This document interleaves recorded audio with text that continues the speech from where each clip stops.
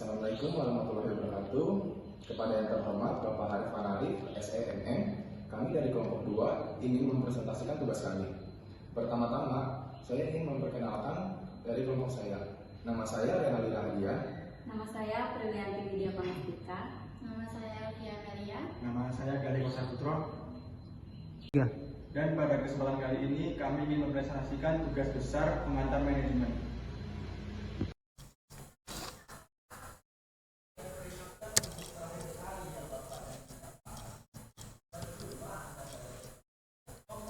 Empat fase sejarah manajemen. Fase pertama, pemikiran awal manajemen. Pemikiran awal manajemen menurut Brand terjadi sebelum abad 20. Pada waktu itu ada dua peristiwa penting. Peristiwa pertama, buku Adam Smith. Tahun 1776 saat Adam Smith memunculkan doktrin ekonomi klasik, The Wealth of Nations, yang dalam buku yang ia terbitkan mengemukakan tentang keunggulan ekonomis yang akan didapat oleh organisasi atas pembagian kerja.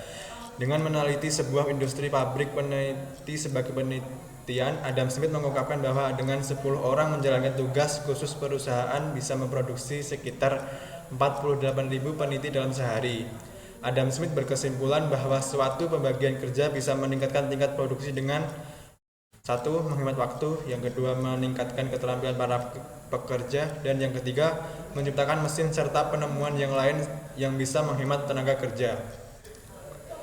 Peristiwa yang kedua, revolusi industri di Inggris. Akibat kejadian ini membuat para manajer pada saat itu memerlukan teori yang bisa membantu dalam meramalkan permintaan, kecukupan bahan baku, memberikan tugas-tugas untuk bawahan, mengarahkan aktivitas sehari-hari, dan yang lainnya, sehingga menyebabkan ilmu manajemen kemudian mulai dikembangkan oleh para ahli. Fase yang kedua, era manajemen sains. Manajemen sains atau manajemen ilmiah dipopulerkan oleh ahli manajemen Frederick Winslow Taylor yang ditulis dalam bukunya yang berjudul Principles of Scientific Management. Dalam perkembangannya, manajemen juga mendukung oleh berbagai pemikiran-pemikiran yang baru dari Henry Gantt and Gilbert. Henry Gantt mengemukakan ide bahwa seorang mandor atau atasan seharusnya mampu untuk memberikan pendidikan kepada para pekerja atau karyawan yang lebih bersifat rajin dan kooperatif.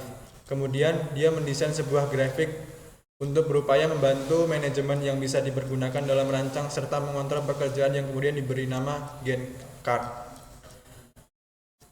Era manajemen sains juga diramalkan oleh teori administratif, yaitu teori tentang hal apa yang harus dilakukan oleh manajer serta bagaimana membentuk sebuah praktek manajemen yang baik. Fungsi manajemen menurut Henry Fayol tersebut antara lain: satu, merancang, yang kedua, berorganisasi, yang ketiga, memerintah, yang keempat, mengkoordinasi, dan yang terakhir, mengendalikan. Pada era ini, Max Weber, seorang ahli sosiologi asal Jerman, menggambarkan sebuah tipe ideal bagi organisasi yang disebut dengan birokrasi. Namun, begitu Max Weber sadar bahwa birokrasi yang ideal tidaklah ada dalam realita, Max Weber bermaksud menggambarkan tipe organisasi itu dengan menjadikan landasan dalam berteori mengenai bagaimana pekerjaan bisa dijalankan dalam kelompok yang besar. Pada tahun 1940-an, Patrick Blackett menelurkan ilmu tentang riset operasi yang merupakan ilmu kombinasi dari mikroekonomi dan teori statistika. Pendekatan ilmiah dalam menyelesaikan masalah yang ada pada manajemen khususnya di bidang operasi dan logistik. Tahun 1946, Peter F. Drucker menerbitkan buku mengenai manajemen terapan, Concept of the Corporation. Buku ini menugaskan penelitian mengenai organisasi. Fase yang ketiga, era manusia sosial. Pada akhir era manajemen sains ditandai dengan adanya mazhab perilaku dalam pemikiran tentang manajemen. Mazhab ini tidak memperoleh pengakuan luas hingga tahun 1930-an. Yang menjadi katalis utama atas kelahiran mazhab ini adalah studi penelitian yang dikenal dengan eksperimen Heathorn. Pada awalnya, ini hanya bertujuan untuk mempelajari pengaruh penerangan lampu terhadap produktivitas.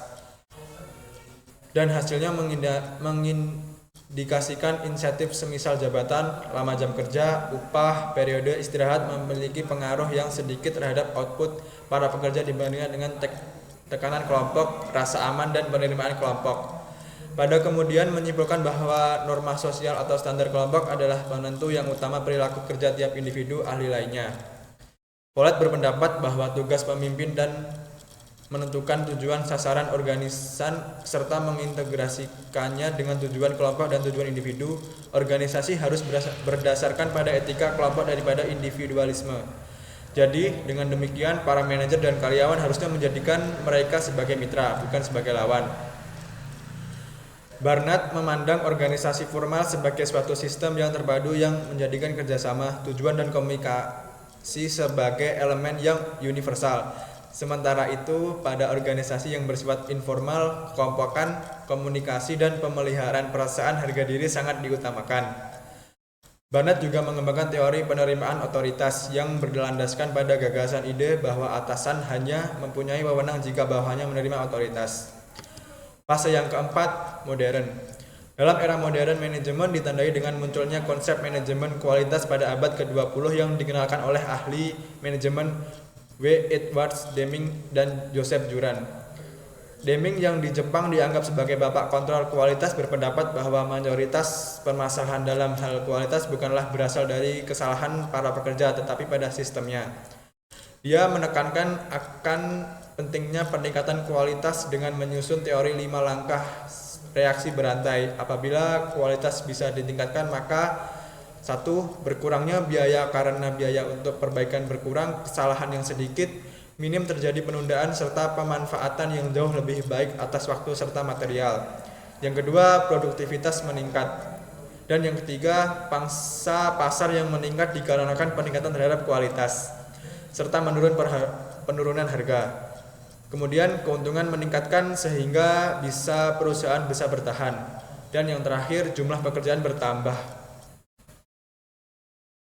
Ada 3 tingkatan dalam manajemen. 1. Manajemen tingkatan puncak. Manajemen puncak atau top level manajemen merupakan tingkat manajemen paling atas dan juga mempunyai otoritas yang paling tinggi pada suatu organisasi perusahaan, serta memiliki tanggung jawab langsung kepada pemilik perusahaan. Tingkat manajemen puncak memiliki hal yang penuh untuk mengangkat, memilih, serta menghentikan manajemen lain yang berada di bawahnya.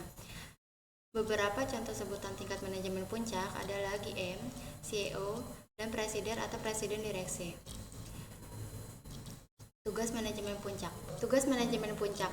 Terdapat beberapa peran dan tugas yang harus diemban oleh manajemen puncak, yaitu menentukan tujuan perusahaan, membuat kerangka rencana dan kebijakan, mengorganisir seluruh kegiatan dan pekerjaan yang nantinya akan dilakukan oleh manajer yang ada tingkat menengah, mengumpulkan dan juga mengatur seluruh sumber daya organisasi perusahaan agar bisa melakukan seluruh bentuk kegiatan dalam organisasi, memiliki tanggung jawab penuh atas kelangsungan dan perkembangan organisasi perusahaan, sebagai penghubung dengan pihak lain dari luar perusahaan. 2. Manajemen tingkatan menengah.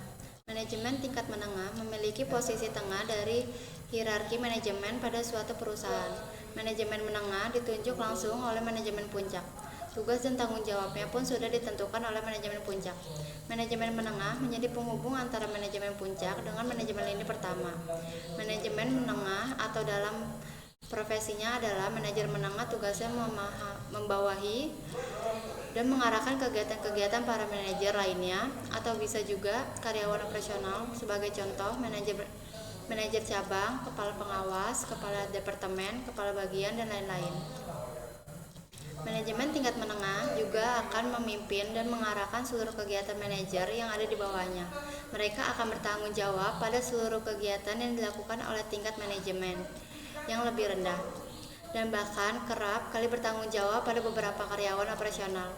Beberapa contoh sebutan tingkat manajemen tengah adalah kepala departemen atau HOD, manajer cabang, junior, eksekutif, dan lain-lain. Tugas dan peran manajemen tingkat menengah adalah merealisasikan seluruh kebijakan yang disusun oleh pihak manajemen puncak dan menjelaskannya kepada manajemen yang berada di bawahnya. 2. Mengorganisir seluruh kegiatan departemen agar bisa melakukan seluruh rencana dan juga kebijakan yang sudah ditetapkan. 3. Merekrut, menyeleksi, dan menetapkan karyawan yang memang dibutuhkan oleh departemen ataupun unit kerja. 4. Memberikan motivasi pada karyawan untuk bisa melakukan yang terbaik bagi departemennya. 5. Mengawasi dan mengarahkan seluruh karyawan yang berada di departemennya. 6. Melakukan kerjasama dengan departemen lain demi kelancaran operasional perusahaan. 7. Melakukan rencana yang sebelumnya telah disusun oleh manajer tingkat atas. 3. Manajemen tingkatan lini pertama. Manajemen lini pertama atau low level manajemen adalah tingkatan manajemen yang berada paling rendah dalam suatu organisasi perusahaan. Tugas mereka adalah memimpin dan mengawasi performa tenaga kerja operasional. Oleh karena itu, manajemen tingkatan pertama ini akan lebih mengandalkan kemampuan teknikal dan kemampuan komunikasinya. Berbagai kemampuan dalam hal konseptual hampir tidak dibutuhkan sama sekali oleh manajer lini pertama. Selain itu, mereka juga tidak membawahi manajer lainnya. Contoh sebutan yang berlaku untuk manajer tingkat pertama ini adalah supervisor atau mandor. Mereka secara langsung dipilih oleh manajer tingkat menengah. Sebagai tugas dan fungsi dari manajemen tingkat pertama ini adalah 1. Mempelajari dan memahami seluruh masalah serta keluh kesah para pekerja operasional sebelum pada akhirnya dilaporkan pada manajemen tingkat menengah. 2. Mampu menjaga kondisi kerja yang baik dan mampu menjaga hubungan kerja yang sehat antara atasan dan bawahan. 3. Menyediakan fasilitas lingkungan kerja yang aman dan sehat untuk para pekerja. 4. Memberikan bantuan pada manajemen tingkat menengah dalam hal merekrut dan menyeleksi calon pekerja sesuai dengan yang dibutuhkan. 5. Berkomunikasi, mendengarkan saran, dan memberikan motivasi pada para karyawan. 6. Mempertahankan sekaligus menjaga kualitas serta memastikan jumlah output, produksi, atau layanan sesuai dengan apa yang direncanakan. 7. Memiliki tanggung jawab yang penuh dalam meningkatkan moral karyawan serta membangkitkan seluruh semangat kerja dalam tim. 8. Meminimalisir pemborosan suatu sumber daya organisasi atau perusahaan. Lingkungan organisasi. Lingkungan organisasi adalah segala aktivitas atau komponen yang mempengaruhi input, output, eksistensi, pendapatan, dan berlangsungan organisasi, baik pengaruh dari dalam organisasi internal ataupun pengaruh dari luar organisasi eksternal. Lingkungan organisasi terbagi menjadi dua, yaitu internal dan eksternal. Lingkungan organisasi internal dan eksternal. Lingkungan internal adalah komponen lingkungan yang berada dalam organisasi, yaitu 1. Sumber daya manusia. Sumber daya manusia merupakan faktor internal yang paling penting. SDM akan mempengaruhi segala aspek mengenai keputusan organisasi ke depannya. 2. Budaya. Budaya adalah adat yang tercipta dalam organisasi. Hal ini meliputi norma atau keyakinan yang ada pada organisasi. 3. Dewan direksi. Dewan ini akan bertugas untuk menentukan tujuan organisasi, menentukan strategi, pengawasan, dan pengarahan pada setiap anggota organisasi. 4. Pemegang saham, yaitu orang-orang yang memiliki sejumlah saham pada organisasi dan berhak ikut adil dalam pengambilan keputusan atau pengambilan arah tujuan organisasi. Sedangkan lingkungan eksternal adalah komponen lingkungan yang berada di luar organisasi, yaitu 1.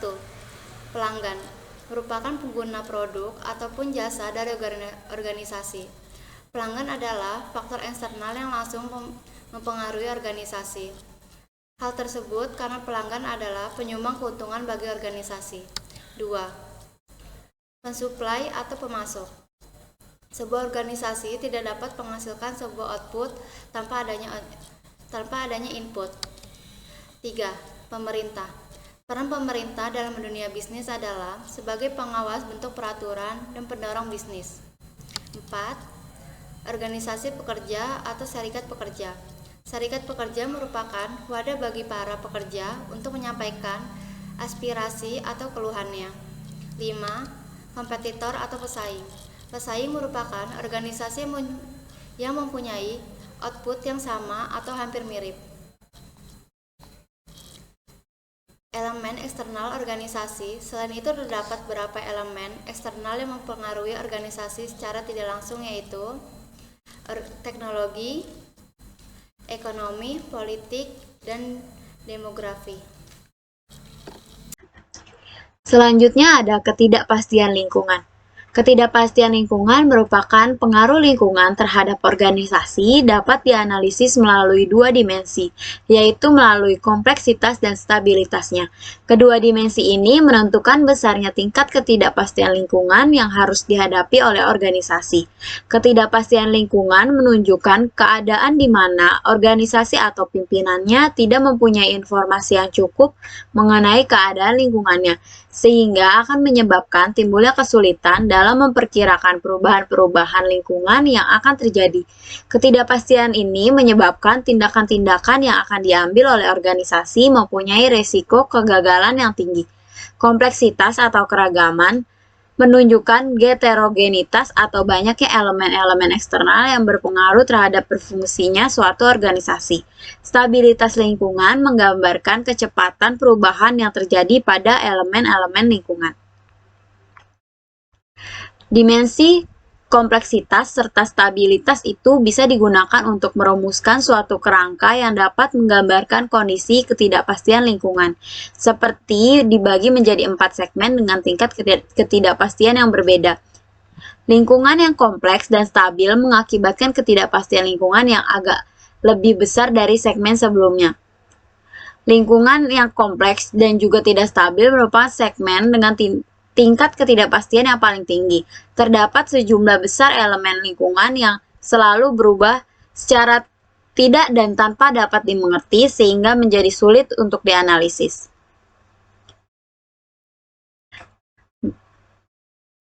Berikut adalah jenis-jenis tekstur lingkungan. Jenis-jenis tekstur lingkungan ada lingkungan tenang acak, tenang mengkelompok, diganggu bereaksi, dan kacau.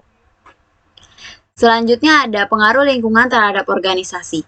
Karena ketergantungan sumber organisasi beradaptasi terhadap lingkungan melalui 1.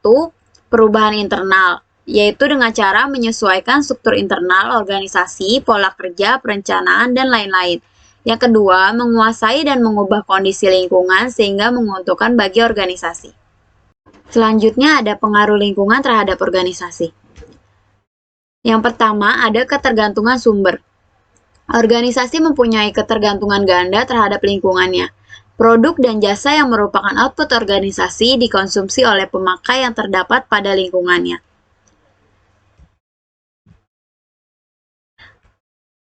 Lalu yang kedua ada kompleksitas struktur organisasi. Jika lingkungan bertambah kompleks, maka organisasi juga harus menjadi lebih kompleks agar mampu menghadapinya. Yang ketiga ada peredam. James Thomson menggambarkan organisasi sebagai suatu inti teknis pelaksana produksi yang dikelilingi oleh sejumlah bagian peredam. Selanjutnya yang keempat, ada elemen-elemen perbatasan atau boundary spanning. Elemen-elemen perbatasan menghubungkan dan menyelaraskan organisasi terhadap unsur-unsur penting dari lingkungan, baik berupa individu maupun organisasi lainnya. Selanjutnya ada strategi untuk mengendalikan lingkungan. Dalam hubungannya dengan lingkungan, selain beradaptasi, organisasi juga bisa berusaha untuk menguasai ataupun mengendalikan lingkungannya, yaitu melalui tindakan berikut. Yang pertama, ada mengusahakan terciptanya hubungan yang baik dengan elemen-elemen lingkungan yang terpenting, antara lain dengan bentuk kegiatan sebagai berikut. Yang pertama, integrasi atau penggabungan. Berusaha mengintegrasikan organisasi lain yang merupakan sumber ketidakpastian, menggabungkan menjadi bagian dari organisasi kita sendiri. Yang kedua ada kontak atau joint venture yang disebut juga dengan usaha patungan. Usaha patungan ini mengurangi ketidakpastian melalui ikatan yang bersifat formal dengan organisasi lainnya. Selanjutnya ada kooptasi dan interlocking directorates. Kooptasi adalah usaha untuk mengadopsi seseorang yang dianggap penting dari lingkungan untuk masuk menjadi anggota organisasi. Selanjutnya ada pengangkatan eksekutif. Pengangkatan eksekutif adalah salah satu cara untuk mengembangkan hubungan yang baik dengan lingkungan. Lalu selanjutnya ada iklan dan hubungan masyarakat.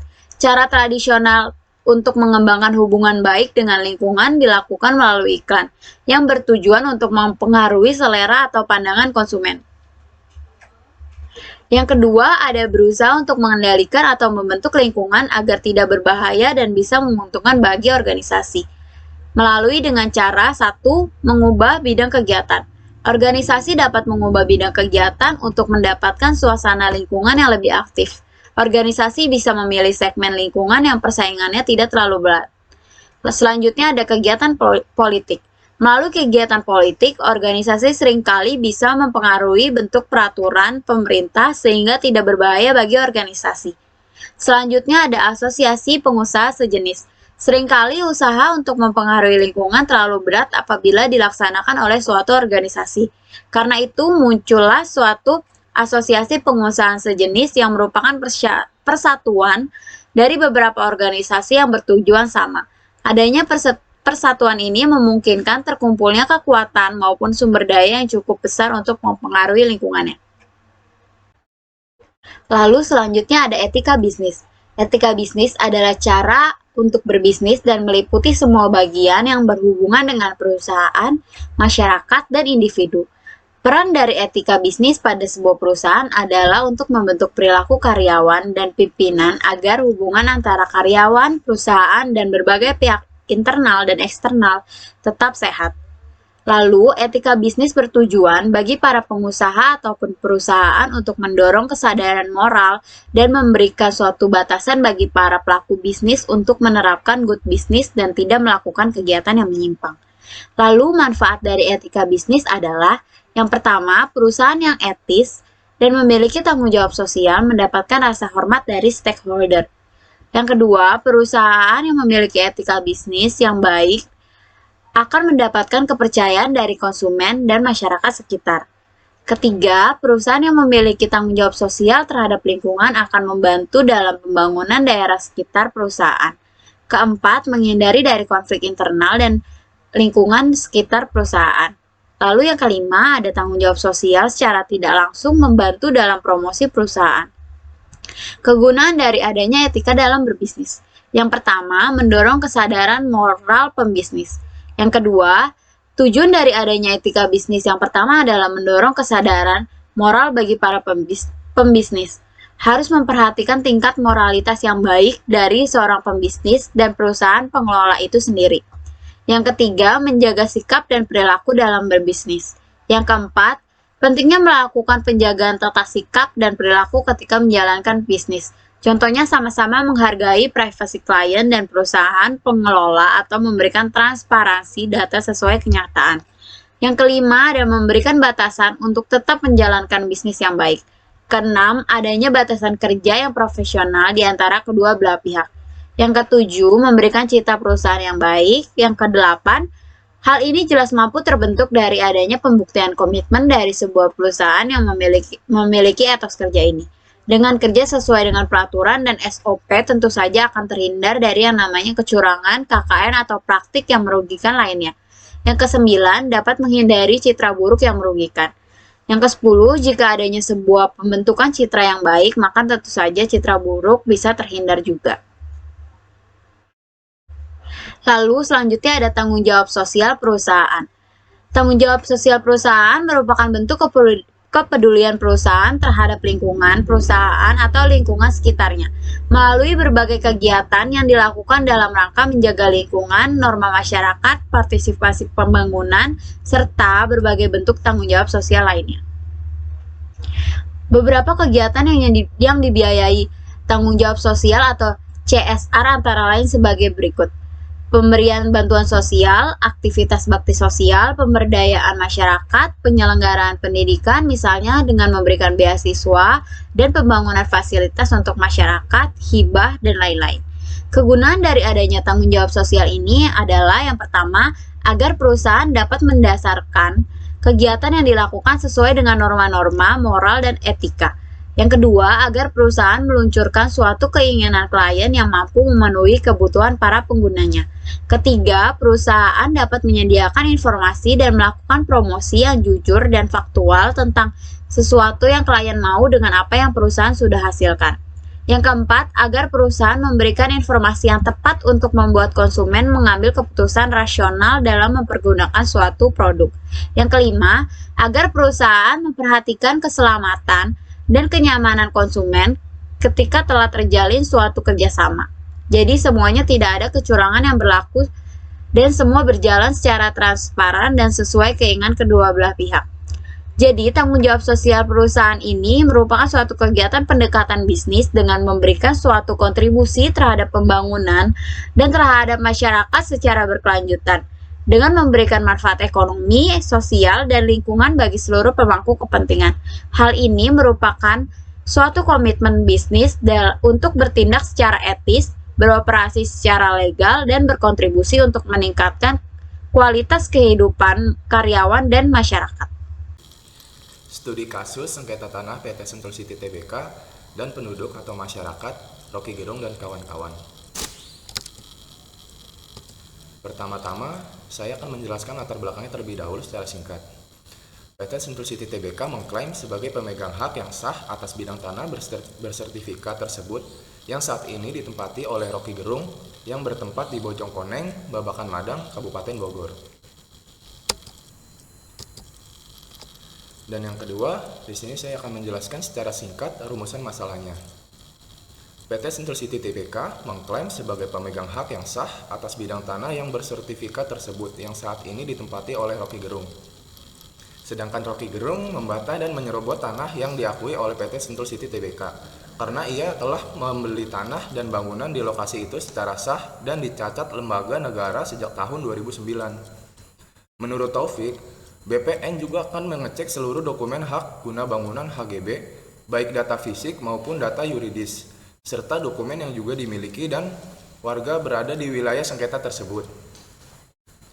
Jadi semua dokumen yang dimiliki oleh masyarakat dan Rocky Gerung akan dicek terlebih dahulu. Terdapat dua hal yang perlu diperhatikan dalam untuk mengecek sertifikat kepemilikan tanah. Yang pertama, mengantongi hak bukti kepemilikan berupa surat atau sertifikat tanah. Dan yang kedua, penguasaan secara fisik. Jika dalam kasus ini PT Sentul City Tbk mengklaim sebagai pemegang sertifikat HGB, maka perusahaan harus meminta ke pengadilan untuk mengosongkan tanah sengketa terlebih dahulu. Nantinya pengadilan yang akan mengeksekusi dan eksekusi tidak bisa dilakukan secara sepihak maupun dilakukan dengan paksa mengarahkan Satpol PP ataupun preman, tutur Taufik. Dan yang ketiga, di sini saya akan menjelaskan secara singkat tentang penyelesaian masalahnya. Dalam kasus ini, PT Sentul City Tbk telah melayangkan surat somasi. Dalam somasinya, memperingatkan apabila Rocky Gerung memasuki wilayah itu, dia akan ditindak tegas atas dugaan tindak pidana pasal 167, 170, dan pasal 385. Kitab Undang-Undang Hukum Pidana KUHP dengan ancaman maksimal 7 tahun penjara. PT Sentul City Tbk juga memberikan batas waktu 7 kali 24 jam kepada Rocky Gerung untuk membongkar dan mengosongkan rumahnya. Jika tidak, perusahaan akan meminta bantuan Satuan Polisi Pamong Praja atau Satpol PP untuk merobohkan dan menertibkan bangunan tersebut. Hal yang mendasari somasi adalah perseroan pemegang hak atas bidang tanah bersertifikat hak guna bangunan nomor B2412 dan 2411 Bojongkoneng, Kecamatan Babakan Madang, Kabupaten Bogor. Dalam klaimnya, PT Sentul City Tbk mendapatkan tanah dengan cara pelepasan hak guna usaha milik PT PN 11 Pasir Maung seluas 1.100 hektar di Desa Bojongkoneng, Kecamatan Babakan Madang, Kabupaten Bogor, Provinsi Jawa Barat, pada tahun 1994. Hak guna usaha tersebut beralih menjadi HGB nomor 2 Bojongkoneng yang berlaku hingga tahun 2013. Tahun 2012, pemecahan dan perpanjangan HGB pun dilakukan. Salah satunya merupakan HGB nomor 2411 yang diakui oleh Rocky Gerung. Sejak memperoleh HGB tahun 1994, perseroan mengklaim telah mengelola lahannya melalui kerjasama dengan masyarakat. HGB yang diperoleh perseroan tersebut telah melalui perizinan sebagai payung atau dasar hukum, yakni izin prinsip dari Bupati Kepala Daerah tingkat 2 Kabupaten Bogor. Tak hanya itu, perseroan juga mengantongi surat keputusan SK dari Gubernur Kepala Daerah tingkat 1 Provinsi Jawa Barat tentang persetujuan izin lokasi dan pembebasan tanah. Dari legalitas ini, menurut David, PT Sentul City Tbk merupakan pemilik sah atas bidang tanah yang diklaim oleh Rocky Gerung berdasarkan Undang-Undang Pokok Agraria UU PA nomor 5 tahun 1960. Sementara itu, Rocky Gerung dituding mendapatkan tanah oper alih garapan dari pelaku tindak pidana kasus jual beli tanah, perseroan, dan pemalsuan surat Andi Junaidi. Surat oper alih garapan Rocky Gerung ditandatangani oleh kepala desa yang saat ini menjabat, yaitu Asep Riyadi, yang menurut David terlibat dalam banyak kasus sengketa tanah. Kuasa hukum Rocky Gerung, Haris Azhar, membenarkan bahwa klaimnya mendapatkan surat somasi dari PT Sentul City Tbk, mengatakan somasi tersebut juga memberikan peringatan kepada Rocky Gerung bahwa Sentul City Tbk merupakan pemilik sah atas bidang tanah bersertifikat HGB nomor 2412 dan 2411 Bojong Koneng. Atas somasi ini, Rocky Gerung berencana menggugat balik PT Sentul City Tbk dengan nilai gugatan sebesar 1 triliun. Sementara itu, PT Sentul City Tbk baru mempermasalahkan tanah tersebut pada tahun 2021. Atas kasus tersebut, kedua pihak ini pun saling melapor kepada Pertanahan Nasional atau BPN untuk meminta kejelasan terhadap sengketa tanah tersebut. Staf khusus sekaligus juru bicara Kementerian Agraria dan Tata atau Badan Pertanahan Nasional ATR atau BPN. Taufik menanggapi kepemilikan tanah seseorang harus dibuktikan dengan adanya sertifikat. Hingga saat ini, Kementerian ATR atau BPN masih mengkaji lebih lanjut kasus sengketa lahan antara Rocky Gerung dan Sentul City. Untuk kedua kasus ini, nantinya Kementerian ATR atau BPN, baik pusat maupun kantor pertanahan Kantah, akan melihat terlebih dahulu koordinatnya di mana, ucap dia. Dari kajian tersebut, nantinya diketahui apakah titik koordinatnya tumpang tindih atas lahan yang diklaim kedua pihak atas atau tidak. Kementerian ATR atau BPN akan mengecek semua dokumen hak guna bangunan, baik data fisik maupun data yuridis, serta dokumen yang juga dimiliki oleh warga yang berada di wilayah sengketa tersebut.